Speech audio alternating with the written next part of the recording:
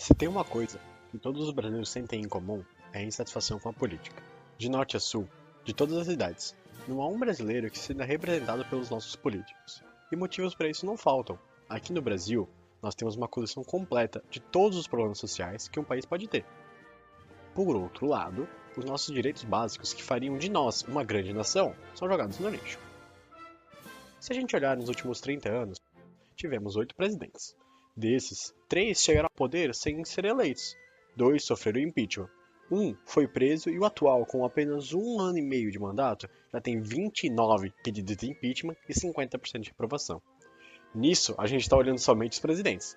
Só o Palácio do Planalto deixou de fora os 513 deputados e 81 senadores do Congresso Nacional. E aí, a gente percebe que nós vivemos numa democracia onde os políticos são eleitos pela maioria do povo.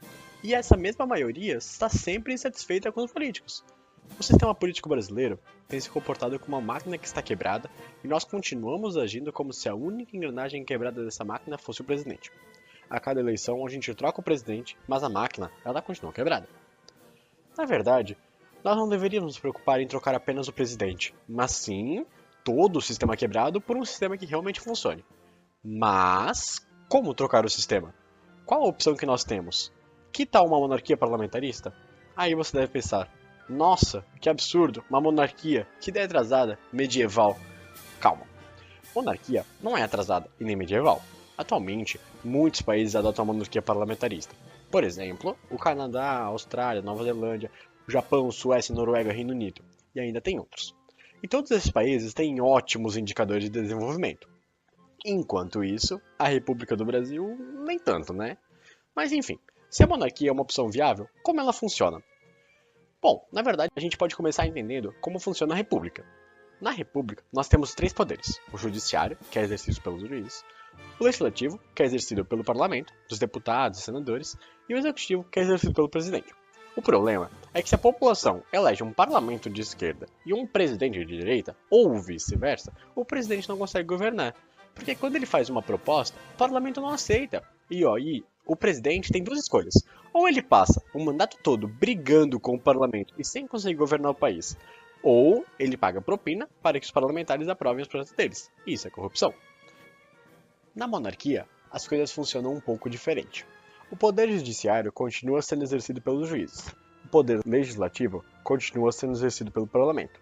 Porém, o poder executivo não vai ser exercido por um presidente, mas sim pelo primeiro-ministro, que é eleito pelo parlamento. Então, se a população escolher um parlamento de direita, por exemplo, o primeiro-ministro também vai ser de direita. Mas, se o povo escolher um parlamento de esquerda, o primeiro-ministro também vai ser de esquerda. Nesse caso, o primeiro-ministro sempre vai poder contar com o apoio do parlamento para governar, sem precisar recorrer à corrupção. Outra diferença da monarquia é que além desses 3 poderes, nós temos um quarto poder, o poder moderador. Ele é exercido pelo rei. O rei não governa nem manda em tudo. O rei fiscaliza os outros poderes. Porque, já que ele não precisa ser eleito, ele é suprapartidário e não está envolvido diretamente na política. Sendo assim, ele pode ser um elemento neutro e fiscalizador do governo. Por exemplo, se o primeiro-ministro for pego roubando, ou então não estiver conseguindo governar direito e o país começar a passar por uma crise, o rei muito bem pode dissolver o parlamento e convocar uma nova eleição para o povo decidir quem serão os novos políticos.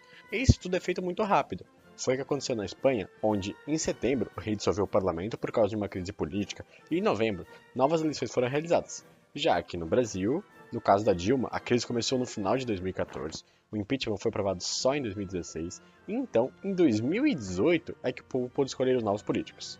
4 anos de crise política e econômica. Mas aí você pode pensar, tá, e se o rei for corrupto?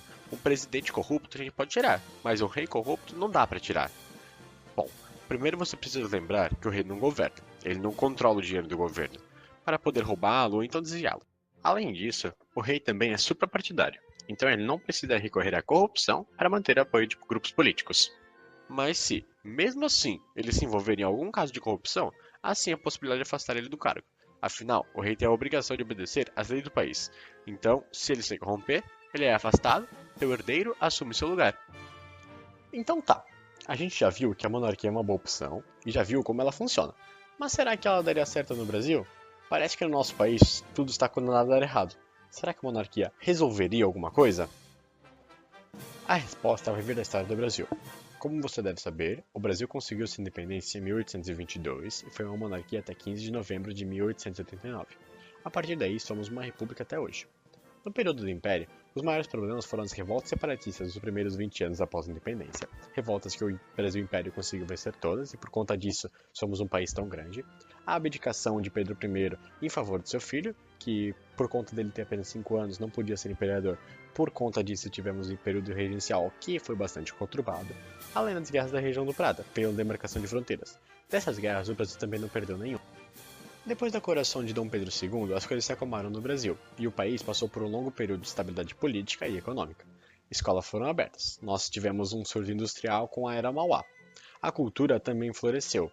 O governo pagava bolsas de estudos para que brasileiros estudassem na Europa e depois trouxessem seus conhecimentos para o Brasil.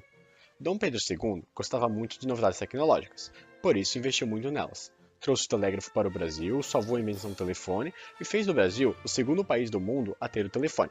Falou diretamente com Thomas Edison para instalar a eletricidade no Brasil.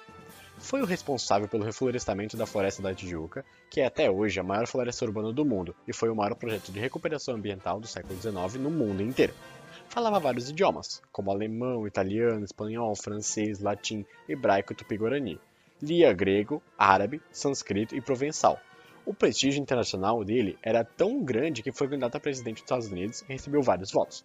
Permitiu uma liberdade de imprensa tão grande que o ministro da Áustria, em passagem pelo Brasil, disse que a imprensa atacava o imperador de uma forma que, se fosse na Europa, seria processado por alta traição.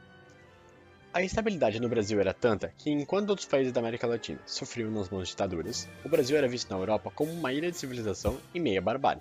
Mas, de tudo que foi feito e alcançado durante o Império, com certeza, a coisa mais importante foi a abolição da escravatura, através da Lei Áurea assinada em 1888 pela princesa Isabel. E justamente por causa do fim da escravidão, que os fazendeiros, donos de escravos, se aliaram com os militares e, em 15 de novembro de 89, deram um golpe de Estado que destronou Dom Pedro II. Esse golpe não teve participação popular. Tanto é que apenas 3 dias depois do golpe, Aristides Lobo publicou no jornal Diário Popular a frase: "O povo assistiu aquilo bestializado, atônito, surpreso, sem conhecer o que significava. Muitos acreditavam sinceramente estar vendo uma parada." A República então mudou o nome do Brasil de Império do Brasil para Estados Unidos do Brasil e mudou a bandeira nacional dessa daqui para essa daqui, que era uma cópia da bandeira dos Estados Unidos. Mas ela só durou 4 dias. Depois fizeram uma adaptação da bandeira imperial. O Marechal Deodoro da Fonseca, após derrubar a monarquia, se tornou o primeiro presidente do Brasil. No governo dele, surge uma crise econômica muito forte, conhecida como o Encilhamento. Em 1891 é redigida uma nova Constituição. Nesse mesmo ano, por causa das brigas políticas, Deodoro fecha o Congresso, mas a reação foi tão forte que ele teve que renunciar. Quem assumiu no seu lugar foi seu vice, Floriano Peixoto. Mas de acordo com a Constituição de 1891, ele não poderia fazer isso. Uma nova eleição deveria ser convocada. Ele não se importou muito com isso e assumiu o poder do mesmo jeito. E convenhamos, né? Floriano Peixoto não era uma gente muito boa. Então ele instaurou a primeira ditadura conhecida como a República da Espada. Nessa ditadura, ele usou a força para matar opositores e consolidar a República. Em 1894, com o fim da República da Espada, chegamos à República Oligárquica. A palavra oligarquia significa governo de poucos. Nesse tempo, o poder se revezava entre as oligarquias cafeiras de São Paulo e Minas Gerais, e vigorou o famoso voto de Cabresto. Foi nesse período que surgiu a primeira favela do Brasil e que houve o famoso massacre de Canudos, onde mais de 20 mil sertanejos foram assassinados pelas tropas do governo. A República Oligárquica duraria 36 anos, até que em 1930, mais um golpe de Estado. Dessa vez, Getúlio Vargas sobe ao poder e retira a Constituição de 1891, e assim começa a Era Vargas. Em 1934 é redigida uma nova Constituição, mas ela não iria durar muito tempo, porque, já em 1937, Vargas daria outro golpe de Estado e redigiria uma nova Constituição. A partir daí, começaria o Estado Novo, que nada mais foi do que a nossa segunda ditadura. O Estado Novo duraria até o final de 1945 e teria fim com mais um golpe militar, que daria fim à Era Vargas e início à República Populista. No começo de 1946, mais uma Constituição é redigida. É durante o período da República Populista que a capital federal é transferida do Rio de Janeiro para Brasília, à custa de muita corrupção e obras superfaturadas. Tivemos mais crises políticas, mais crise econômica e, em 1964, mais um golpe de Estado. Dessa vez, começaria a ditadura militar, que duraria 21 anos. Em 1967, mais uma Constituição seria redigida e mais crise econômica assolaria o Brasil. Mas, finalmente, em 1985, Após muitos protestos pedindo a volta da democracia, a ditadura cai e o povo volta a participar da política. Finalmente, chegamos à redemocratização. Em 1978, redigimos a sexta Constituição Republicana, a Constituição Cidadã. E aí, quando parece que tudo ia dar certo, que as crises e a instabilidade iriam ficar no passado, e quando tudo parecia que ia mudar e melhorar, não melhorou, né? É justamente aqui que a gente chega na parte que todo mundo conhece bem: mensalão, petrolão, inflação, impeachment, Collor, Dilma, Temer, Bolsonaro, e tudo mais que a gente já está cansado de saber.